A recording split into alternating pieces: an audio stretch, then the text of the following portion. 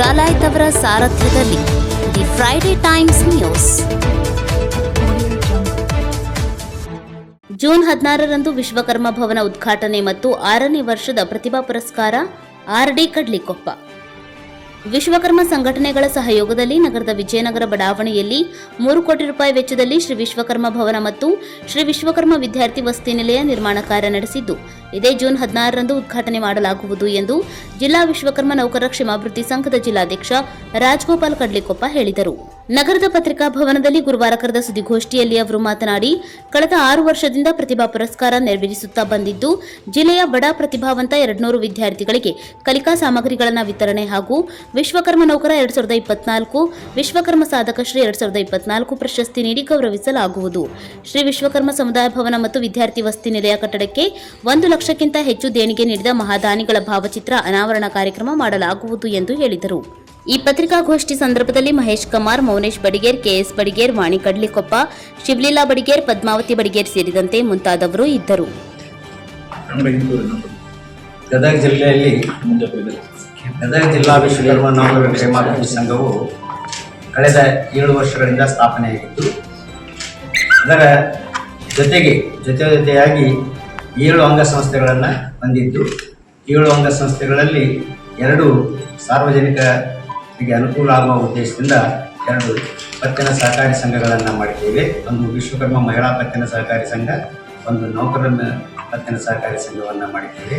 ಅದರ ಜೊತೆಗೆ ಗದಗ ಜಿಲ್ಲೆಯ ಯಾವತ್ತೂ ವಿಶ್ವಕರ್ಮ ಸಮಾಜ ಬಾಂಧವರು ಒಳಗೊಂಡಂತಹ ಸಾಂಸ್ಕೃತಿಕ ಸಂಘವನ್ನು ಮಾಡಿದ್ದೇವೆ, ವಿದ್ಯಾಸಂಸ್ಥೆಯನ್ನು ಕಟ್ಟಿದ್ದೇವೆ, ಯುವ ಪರಿಷತ್ತನ್ನು ಮಾಡಿದ್ದೇವೆ, ಜಿಲ್ಲಾ ಮಟ್ಟದ ಮಹಿಳಾ ಸಂಘಟನೆಯನ್ನು ಮಾಡಿದ್ದೇವೆ. ಹೀಗೆ 7 ಸಂಘಗಳನ್ನು ಹೊಂದಿದ್ದು ಈ ಗದಗ ಜಿಲ್ಲಾ ವಿಶ್ವಕರ್ಮ ನೌಕರರ ಕ್ಷೇಮಾಭಿವೃದ್ಧಿ ಸಂಘ. ಅದರ ಜೊತೆಗೆ ಗದಗ ಸುತ್ತಮುತ್ತಲಿನ ಜನರಿಗೆ, ಅದರಲ್ಲಿಯೇ ಉತ್ತರ ಕರ್ನಾಟಕದ ವಿಶ್ವಕರ್ಮ ಸಮಾಜ ಬಾಂಧವರಿಗೆ ಹೆಮ್ಮೆಯನ್ನು ಪಡ್ತಕ್ಕಂತಹ ಒಂದು ಭವ್ಯವಾದ ಕೆಲಸವನ್ನು ಮಾಡಿದ್ದೇವೆ. ಅದೇನೆಂದರೆ, ನಾವು ವಿಶ್ವಕರ್ಮ ಭವನವನ್ನು ನಿರ್ಮಾಣ ಮಾಡಿದ್ದೇವೆ. ಈಗಾಗಲೇ 1.5 ಕೋಟಿ ರೂಪಾಯಿಯನ್ನು ಖರ್ಚು ಮಾಡಿ ವಿಶ್ವಕರ್ಮ ಭವನವನ್ನು ನಿರ್ಮಾಣ ಮಾಡಿದ್ದು, ಅದರ ಉದ್ಘಾಟನೆಯನ್ನು ಇದೇ ದಿನಾಂಕ 16/6/2024ರಂದು ರವಿವಾರ ದಿವಸ ನೆರವೇರುತ್ತದೆ. ಇದರ ಉದ್ಘಾಟನೆಯನ್ನು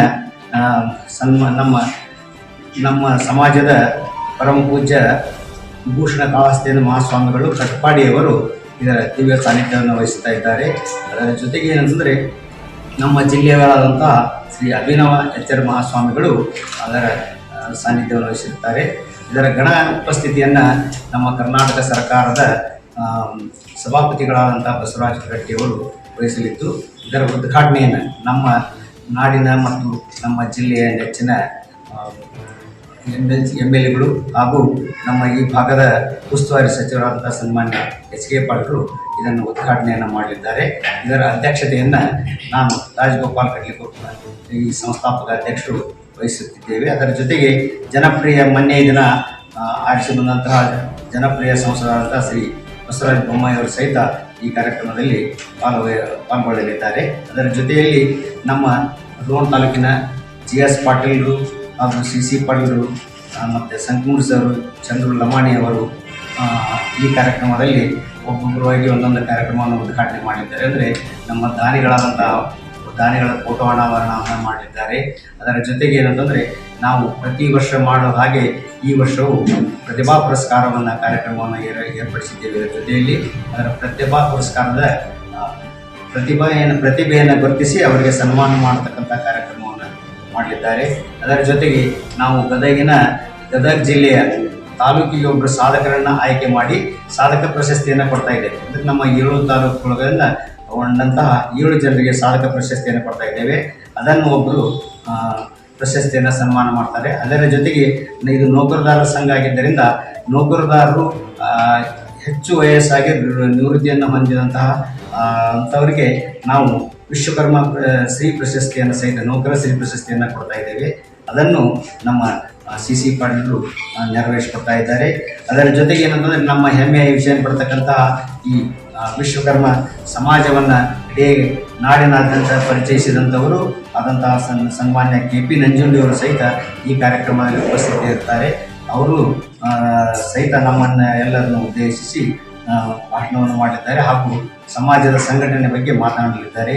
ಇದರ ಜೊತೆಗೆ ಏನಂತಂದರೆ ನಮ್ಮ ಈ ನೌಕರದಾರರ ಕ್ಷೇಮಾಭಿವೃದ್ಧಿ ಸಂಘ ಆಗಿರೋದ್ರಿಂದ ಇಡೀ ನಾವು ಕರ್ನಾಟಕದಲ್ಲಿ ಈಗಾಗಲೇ 14 ಜಿಲ್ಲೆಗಳಲ್ಲಿ ಈ ನೌಕರರ ಸಂಘವನ್ನು ಕಟ್ತಾ ಇದ್ದೇವೆ. ಅಂದರೆ ವಿಶ್ವಕರ್ಮ ನೌಕರ ಸಂಘ, ಈಗೇನು ಬಳ್ಳಾರಿ ವಿಶ್ವಕರ್ಮ ನೌಕರರ ಕ್ಷೇಮಾಭಿವೃದ್ಧಿ ಸಂಘ ಹಾಗೂ ಗುಲ್ಬರ್ಗ ನೌಕರರ ಕ್ಷೇಮಾಭಿವೃದ್ಧಿ ಸಂಘ, ಹೀಗೆ ಈ ಕರ್ನಾಟಕದಲ್ಲಿ ಈಗಾಗಲೇ 14 ಜಿಲ್ಲೆಯಲ್ಲಿ ಈ ವಿಶ್ವಕರ್ಮ ಸಮಾಜ ನೌಕರರ ಕ್ಷೇಮಾಭಿವೃದ್ಧಿ ಸಂಘ ರಚನೆ ಆಗ್ತಾ ಇದೆ. ಅವರೆಲ್ಲರೂ ಸಹಿತ ಏನು ನಮ್ಮಲ್ಲಿ ಇರ್ತಕ್ಕಂಥ 8 ಜನ ನಮ್ಮ ನೌಕರರ ಸಂಘದ ಅಧ್ಯಕ್ಷಗಳು ಈ ಕಾರ್ಯಕ್ರಮದಲ್ಲಿ ಭಾಗವಹಿಸಲಿದ್ದಾರೆ. ಅದರ ಜೊತೆಗೆ ಏನಂತಂದರೆ ನೌಕರದಾರರು ನಿವೃತ್ತಿ ಹೊಂದಿದಂತಹ ದಂಪತಿಗಳಿಗೆ ಒಂದು ವರ್ಷ ಹೋದ ಏಪ್ರಿಲಿಂದ ಈ ಏಪ್ರಿಲ್ ಒಳಗೆ ಏನು ನಿವೃತ್ತಿ ಆಗ್ತಾರೆ ಅಂತಹ ದಂಪತಿಗಳಿಗೆ ಸಹಿತ ನಾವು ಈ ಕಾರ್ಯಕ್ರಮದಲ್ಲಿ ಸನ್ಮಾನವನ್ನು ಮಾಡ್ತಕ್ಕಂಥ ಕಾರ್ಯಕ್ರಮ ಇರ್ತದೆ. ಅದರ ಜೊತೆಗೆ ಏನಂತಂದರೆ ಬಹುದೊಡ್ಡ ಆಸೆಯನ್ನು ಹೊತ್ತಂತಹ ಇದು ಒಂದು ಸಂಘಟನೆಯಲ್ಲಿ ಏನಂದರೆ ನಾವು ವಿಶ್ವಕರ್ಮ ವಿದ್ಯಾರ್ಥಿ ನಿಲಯವನ್ನು ಕಟ್ತಾ ಇದೆ. ಈಗಾಗಲೇ ಕ್ಲಿನಿಕ್ ಲೆವೆಲ್ಗೆ ವಿದ್ಯಾರ್ಥಿ ನಿಲಯ ಸ್ಥಾಪನೆ ಆಗ್ತಾ ಇದೆ. ಅದರ ಜೊತೆಗೆ ಏನಂತಂದರೆ ನಮ್ಮ ಒಂದು ಆಶಯ ಅಂದರೆ ನಮ್ಮ ಸಮಾಜದ ಪಂಚಕುಸುಗಳಾದಂತಹ ಬಡಿತನ, ಕಮ್ಮಾರಿಕೆ, ಪತ್ತಾರಿಕೆ, ಲೋಹ, ಶಿಲ್ಪಿ ಇವೆಲ್ಲ ಕೆಲಸವನ್ನು ಟೆಕ್ನಿಕಲ್ ಆಗಿ ಕಲಿಸ್ತಕ್ಕಂಥ ಒಂದು ಟ್ರೈನಿಂಗ್ ಇನ್ಸ್ಟಿಟ್ಯೂಷನ್ನ ಮಾಡ್ತಾ ಇದೆ. ಅದರದ ಬಿಲ್ಡಿಂಗು ಸಹಿತ ಈಗ ಕ್ಲಿನಿಕ್ ಲೆವೆಲ್ ಆಗಿದ್ದು, ಅಂದರೆ ನಮ್ಮ ವೃತ್ತಿಯನ್ನು ಟೆಕ್ನಿಕಲ್ ಆಗಿ ಕಲಿಸ್ಬೇಕು. ಮಷಿನರಿ ಒಳಗೆ ಮಾಡಿದರೆ ಒಂದು ದಿನಕ್ಕೆ ಒಬ್ಬ ಮನುಷ್ಯ ಒಂದು 110 ಪೀಸ್ಗಳನ್ನು ತಯಾರು ಮಾಡಬಲ್ಲ.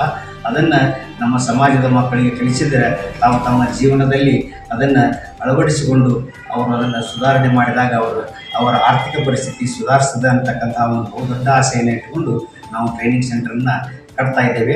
ಅದು ಮುಂದಿನ ದಿನಮಾನಗಳಲ್ಲಿ ಹಲವೇ ದಿನಗಳಲ್ಲಿ ಆ ಟ್ರೈನಿಂಗ್ ಸೆಂಟರ್ ಸಹಿತ ಪ್ರಾರಂಭ ಆಗ್ತದೆ. ಅದರ ಜೊತೆಗೆ ಏನಂತಂದರೆ ಸಮಾಜದ ಮಕ್ಕಳನ್ನು ಈ ನಮ್ಮ ಸಂಘದ ಉದ್ದೇಶದೊಳಗೆ ಏನಂತಂದರೆ ಬಹುದೊಡ್ಡ ಆಸೆ ಇರತಕ್ಕಂತಹದ್ದು ಈ ವಿಶ್ವಕರ್ಮ ಸಮಾಜದ ಮಕ್ಕಳನ್ನು ಶೈಕ್ಷಣಿಕವಾಗಿ ಬಲಾಢ್ಯರನ್ನು ಮಾಡಬೇಕಂತಕ್ಕಂಥ ಬಹುದೊಡ್ಡ ಆಸೆಯನ್ನು ಹೊಂದಿದ್ದೇವೆ ನಾವು. ಅದಕ್ಕಾಗಿ ಏನಂತಂದರೆ ನಾವು ಪ್ರತಿ ವರ್ಷ ಪ್ರಶ್ನೆ ಪತ್ರಿಕೆಯನ್ನು ಬಿಡಿಸ್ತಕ್ಕಂಥ ಕಾರ್ಯಾಗಾರ, ಪ್ರತಿಭಾ ಪುರಸ್ಕಾರ ಹಾಗೂ ಅದಕ್ಕಿಂತಲೂ ಹೆಚ್ಚಾಗಿ ಏನಂತಂದರೆ IAS KS ಮಕ್ಕಳನ್ನು ಓದಿಸಬೇಕು, ಅಂತಹ ಮಕ್ಕಳಿಗೆ ನಾವು ಟ್ರೈನಿಂಗನ್ನು ಕೊಡ್ತಕ್ಕಂಥ ಒಂದು ಪ್ರೋಗ್ರಾಮ್ಸ್ಗಳನ್ನು ಮಾಡೋದು ಮತ್ತು ಅವರಿಗೆ ತಿಳುವಳಿಕೆಯನ್ನು ನೀಡೋದು. IAS KS ಮಕ್ಕಳು ಕಲಿತರಂತಂದರೆ ನಮ್ಮ ಸಮಾಜ ಸುಧಾರಿಸ್ತದೆ ಅಂತಕ್ಕಂಥ ಒಂದು ದೊಡ್ಡ ಆಸೆಯನ್ನು ಇಟ್ಟುಕೊಂಡು ನಾವು ಮಕ್ಕಳಿಗಾಗಿ ಹಾಗೂ ಸಾರ್ವಜನಿಕರಿಗಾಗಿ ಯಾವತ್ತೂ ಈ ಸಂಘಟನೆ ಕೆಲಸವನ್ನು ಮಾಡ್ತಾ ಬಂದಿದೆ.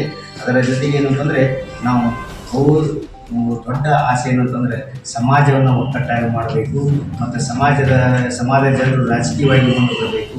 ಯಾಕಂದರೆ ನಾವೇನಂದರೆ ಚಿಕ್ಕ ಸಮಾಜ ಏನು ಹಿಂದುಳಿದ ವರ್ಗಗಳಲ್ಲಿ 42 ಉಪಜಾತಿಗಳು ಬರೋದ್ರೊಳಗೆ ಅದರೊಳಗೆ ವಿಶ್ವಕರ್ಮರು ಒಬ್ಬರು.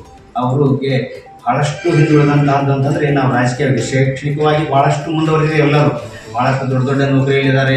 IAS ಈ ಡಾಕ್ಟರ್ಗಳಾಗಿದ್ದಾರೆ, ಇಂಜಿನಿಯರ್ಸ್ ಆಗಿದ್ದಾರೆ, ಭಾಳಷ್ಟು ಶಿಕ್ಷಕರಾಗಿದ್ದಾರೆ, ಎಲ್ಲವನ್ನೂ ಮಾಡಿದ್ದಾರೆ.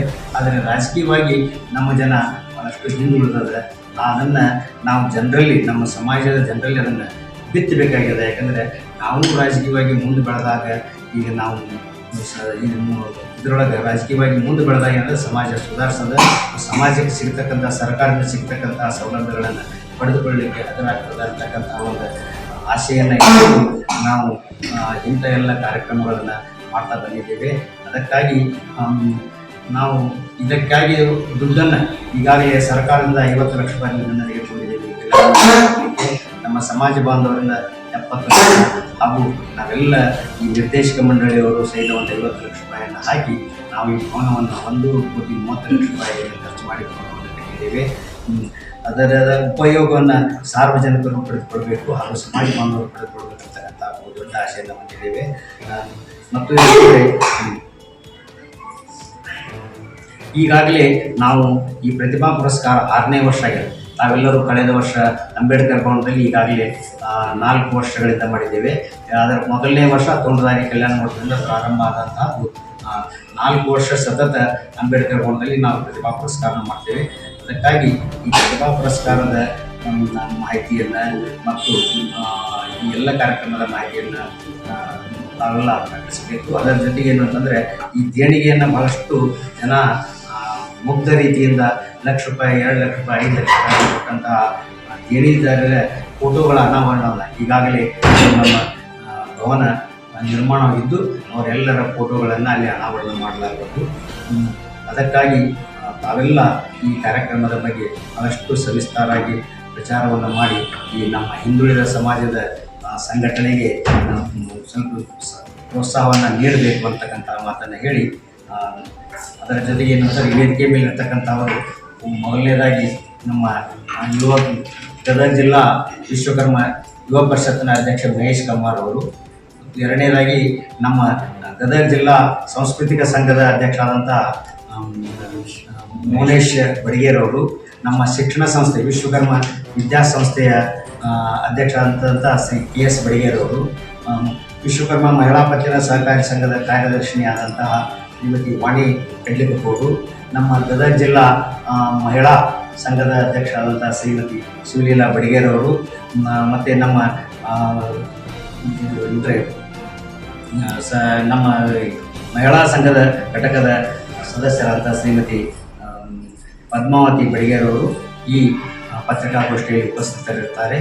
ತಾವೆಲ್ಲರೂ ಇದನ್ನು ಬಹಳಷ್ಟು ಒಳ್ಳೆಯ ರೀತಿಯಿಂದ ಪ್ರಚಾರ ಮಾಡಬೇಕಂತೇಳಿ ನಾನು ಒಂದೆರಡು ಮಾತುಗಳನ್ನು ಮುಗಿಸ್ತೇನೆ. The Friday times news Gadag.